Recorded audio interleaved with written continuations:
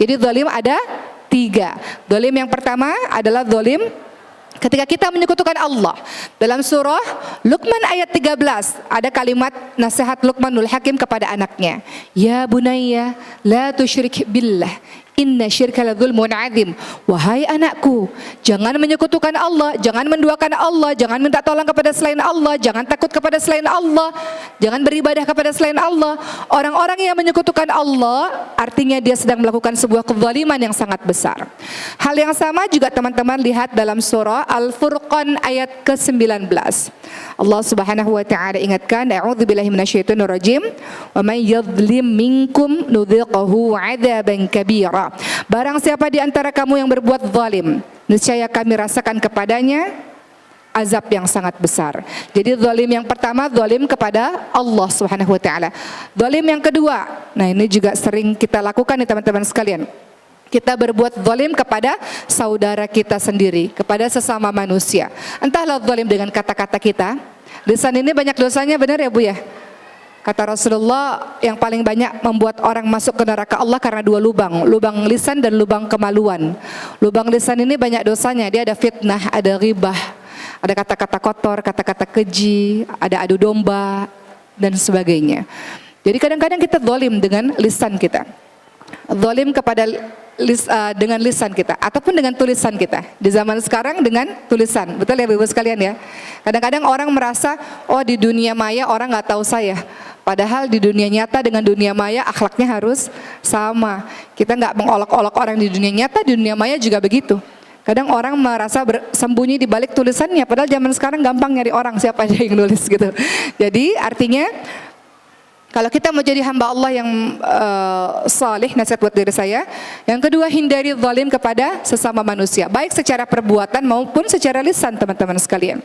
Kata Rasulullah SAW dalam hadis riwayat Bukhari, barang siapa yang berbuat zalim, melampaui batas perbuatannya sangat jahat kepada saudaranya, baik terhadap kehormatannya maupun sesuatu hal yang lain, maka hendaklah dia meminta kehalalan darinya hari ini juga sebelum dinar dan dirham tidak ada lagi. Maknanya adalah kalau kita buat sesuatu yang menyakiti hati orang lain dengan lisan kita, dengan perbuatan kita, minta halal darinya, minta maaf kepadanya sampai dia ridha.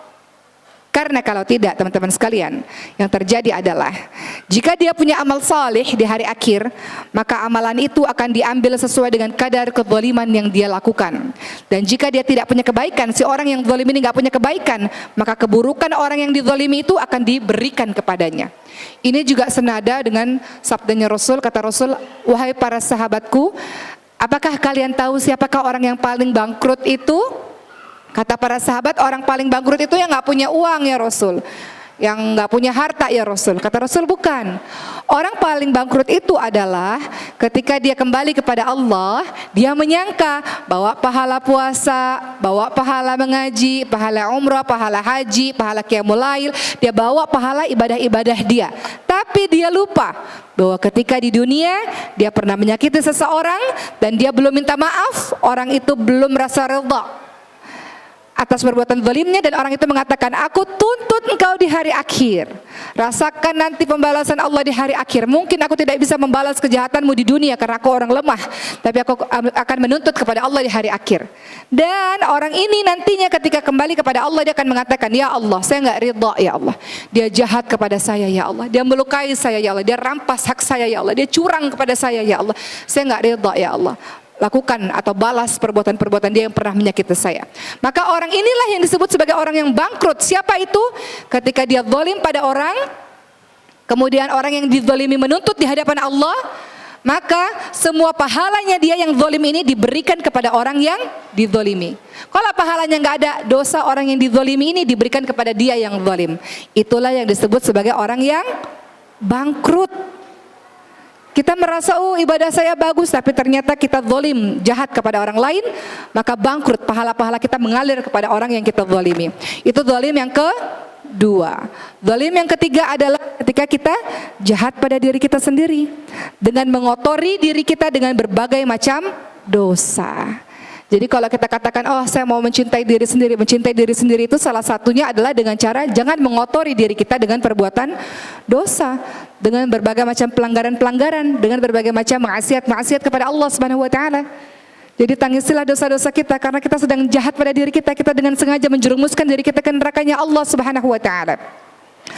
Dalam surah Al-Baqarah 57 teman-teman sekalian, di sini ada kalimat a'udzubillahi minasyaitonir rajim wa ma zalamuna walakin kanu anfusahum yadhlimun, dan tidaklah mereka menganiaya kami, akan tetapi merekalah yang menganiaya diri mereka sendiri.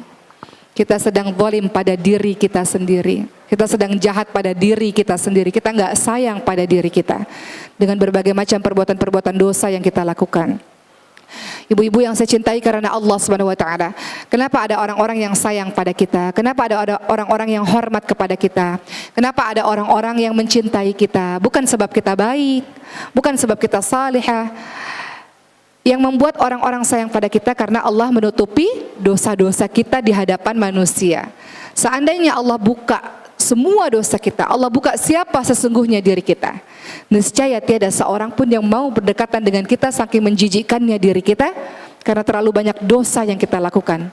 Dan Allah sudah tutup dosa-dosa itu. Allah Ar-Rahman Ar-Rahim, Allah Maha Pengasih lagi Maha Penyayang. Allah tutup dosa-dosa kita. Namun durhakanya kita kepada Allah masih terus kita buat dosa-dosa itu. Kata Rasulullah SAW, ketika seorang hamba melakukan dosa di malam hari, maka Allah tutup aibnya. Namun di pagi hari dengan sengaja dia ceritakan dengan bangga dosa-dosa itu. Kemudian ketika dia buat dosa di sore harinya, sebenarnya Allah sudah tutup aib-aib itu dengan harapan agar orang itu kembali kepada Allah, bertobat kepada Allah dan tidak mengulangi dosa-dosanya. Namun sebagian orang dengan bangga mensyiarkan, menceritakan dosa-dosa yang dia lakukan. Apakah ada seperti itu? Dengan sengaja dia cerita, dengan bangga dia bercerita, dia buat dosa, dengan bangga dia mempostingnya di sosial media, dia berbuat dosa tersebut. Padahal Allah sudah tutup dosa-dosanya, Allah sudah tutup aibnya, supaya dia tidak melakukannya lagi, supaya ada kesempatan untuk bertaubat. Orang-orang yang membuka dosa-dosanya inilah yang tidak akan diampuni oleh Allah Subhanahu wa taala. Allah Maha Pengampun lagi Maha Penyayang, sudah tutupi dosa itu, aib itu. Adakah di antara kita yang enggak pernah buat dosa, ibu-ibu sekalian? Apakah semua dari kita suci, bersih? Enggak. Sampai orang soleh sekalipun, kalau dia ada sombong di hatinya, maka tidak berarti apa-apa di hadapan Allah Subhanahu wa taala.